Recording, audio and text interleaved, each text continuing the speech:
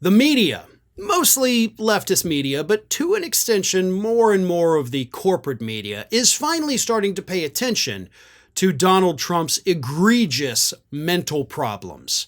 That, as I've said, I think go beyond just psychological. I think there is a physiological part to it as well. And for the record, I'm not the only one that thinks that. Apparently, somebody very close, and I don't just mean, in proximity or somebody that works for him, I'm talking about a family member of Donald Trump's, also believes that he could in fact be suffering from dementia because dementia runs rampant in the Trump family tree. That person making these claims is none other than Donald Trump's nephew, Fred Trump III, and in a recent interview with Dean Obeidallah, Trump III had this to say. Obeidallah begins by asking him, quote, you wrote about Donald's father, your grandfather, having dementia the last years of his life and that. Do you see anything? I'm going to ask you to be a doctor. Do you see anything in Donald now that reminds you of the grandfather during the times of dementia?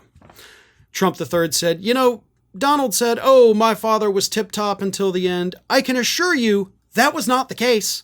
Much like, his making noise about crowd size again. I was on a cable station on Thursday and I said, guess what? I was sitting 2 rows behind him at the inauguration. I know what I saw. I know what I saw in my grandfather. I know what I saw in Donald's older sister, my Aunt Marianne, who in the end, thank you for saying I'm not a doctor. I don't pretend to be. I know the warning signs from both my grandfathers, what it is. Donald's cousin, John Walters, had dementia. It runs in the family. I'm not happy about it because guess what? I worry about it myself. Where's my glasses? On the top of my head. Now, I don't know. That may be, Halfheimer's, but it runs in the family. He looks older. And I get it. I mean, I'm not saying anybody who was in that office looks different than when they come out. But the things he's spewing and the craziness, and he just can't stick to a message. And he used to be able to stick to a message. Now in North Carolina the other day, he had one goal, talk about the economy in a state, again, he shouldn't be at. He shouldn't be spending millions of dollars. So he goes to play the old merry tunes of craziness. And you can tell his base, while he's still amped up and dangerous, you can see them kind of chilling out a little bit on this play. It may be on its way to being played out. No, not immediately. It's going to be they're going to be there for this election. There's no doubt about it. But I mean, you could see it in the faces of some people, like, why the hell am I here in Las Vegas? It's 110 degrees out listening to, sharks and electric batteries. So that was a very long quote I read, but I wanted to give you the full context of everything there. What we see in Donald Trump today, as I have repeatedly been saying for weeks, are symptoms. It's not just, he's on a tangent again. He's on a tear. He's lying his face off. No.